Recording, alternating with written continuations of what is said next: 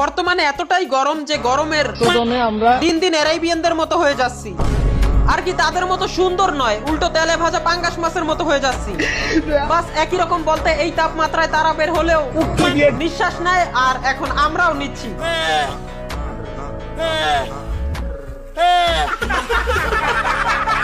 মানে ভাই এই গরমে এখন তো শরবত খেতেও ভয় লাগে। কেন? কেউ লাশের বরফ দিয়ে শরবত বিক্রি করে, আবার কেউ কুকি মশলা যুক্ত শরবত বিক্রি করে। মানে ভাই এখন এতটাই গরম, আমার বন্ধু বাথরুমে বসে রোনাল্ডো বিড়ি খাচ্ছিল।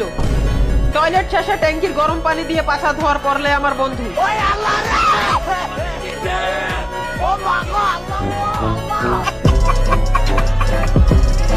মানে এখন তো মোবাইল ফোন গুলাও এতটা গরম হয় ফোন দিয়ে রুটি ভাজা যাবে।